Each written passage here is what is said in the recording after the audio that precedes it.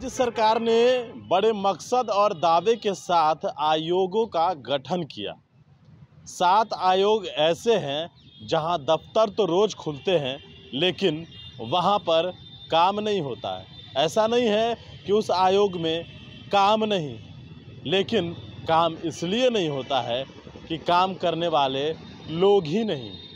लोग इसलिए नहीं है क्योंकि सरकार यानी कि राज्य सरकार को ही उसमें जो कर्मचारी हैं उनको नियुक्त करना होता है। लेकिन आपसी राजनीति खींचतान के बीच इस तरीके का माहौल है कि सरकार स्टेबल नहीं है। इस वजह से जो है वो आयोग में जो कर्मचारी होने चाहिए वो कर्मचारी है नहीं।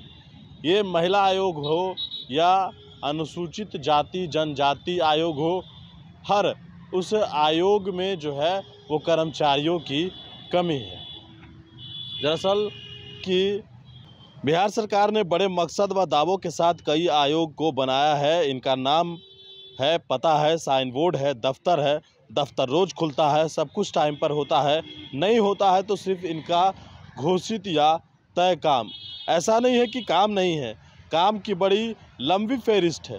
तय काम पूरी तरह से इसलिए नहीं होता क्योंकि इसमें कराने वाले लोग ही नहीं हैं। इनमें सरकार ही नियुक्तियां करती है, इसलिए नहीं हो रहा क्योंकि सत्ताधारी दलों में फॉर्मूला सेट नहीं हो पा रहा है। पदों के खाली रहने की बड़ी वजह राजनीतिक खींचतान भी है। हालांकि सरकार कामकाज होते रहने की बात कहती है। दक्षिणी नेहरूपथ बिहार राज्य महिला आयोग 9 स्टाफ है। पिछले 2 साल 7 महीने में यहाँ से पीड़ित महिलाओं की शिकायतों का सिर्फ रिसीव किया जा रहा है। 6,500 शिकायतें जमा है। कार्रवाई इसलिए नहीं हो रही कि करने वाले नहीं हैं। महिला आयोग 1999 में बना। इसके अध्यक्ष व 7 सदस्य का कार्यालय 3 वर्ष का है। यह 31 अक्टूबर 2020 को पूरा हुआ। इसके बाद से नियुक्ति नहीं हुई है। अभी आयोग की पूरी जिम्मेदारी अंजू देवी के पास है। वे उप सचिव हैं। चूँकि अध्यक्ष व सदस्य नहीं हैं, इसलिए आयोग अपने बूते कुछ करने की स्थिति में है ही नहीं। कार्रवाई का अधिकार अध्यक्ष व सदस्यों को ही है। नतीजा न्याय नहीं मिल रहा। इंदिरा भवन 3rd फ्लोर नेहरूपथ राज्य महादलित आयोग 10 स्टाफ है। पिछले 6 साल से आयोग सिर्फ पोस्ट ऑफिस के मोड में है, यानी शिकायतों को रिसीव कर फॉरवर्ड कर देना। चूँकि अध्यक्ष व सदस्य नहीं है, सो आयोग पहले की तरह पूरी ताकत से कार्रवाई नहीं कर पा रहा। महादलित आयोग के अध्यक्ष व सदस्यों का पद 2017 से खाली है।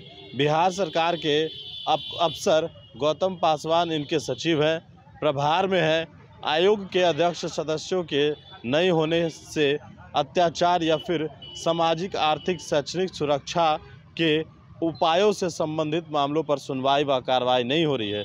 संबंधित समुदाय से सशक्तिकरण के नाम की भी बुरा असर है। बात करेंगे राज्य अनुसूचित जाति जनजाति की, तो राज्य अनुसूचित जाति आयोग में 9 स्टाफ है। 6 साल से यहाँ अध्यक्ष और सदस्य नहीं है। आयोग शिकायत मिलने पर उसे संबंधित जगह पर भेज देता है।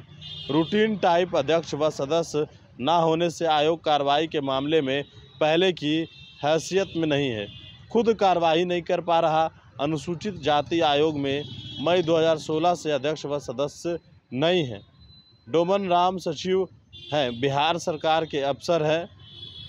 पटना हाईकोर्ट के कहने पर अक्टूबर 2022 में अनुसूचित जाति आयोग में अध्यक्ष और 1 सदस्य की नियुक्ति हुई, लेकिन उपाध्यक्ष और 2 सदस्यों की नियुक्ति ना होने से यह आयोग भी पूरी तरह सक्रिय नहीं है। बता दें कि हमने फ़िलहाल 2-3 आयोगों की जानकारी आप तक पहुंचाई है। जिस तरीके से आयोग में काम होना चाहिए, जिस तेज़ी में काम होना चाहिए, लेकिन राज्य सरकार आयोग तो बना देती है। कई आयोग हैं, 7 आयोग हैं ऐसे जहां पर कहा जाए कि मैन पावर की वजह से यानी कि कर्मचारियों की वजह से काम नहीं हो रहा है।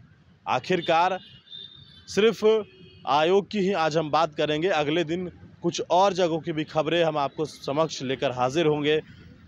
हुबहू हाल जो है वो कहीं ना कहीं सचिवालय का भी है, लेकिन हम उसकी पूरी पड़ताल करने के बाद आप तक जानकारी पहुंचाएंगे। मनीष नेशन के साथ, नमस्कार।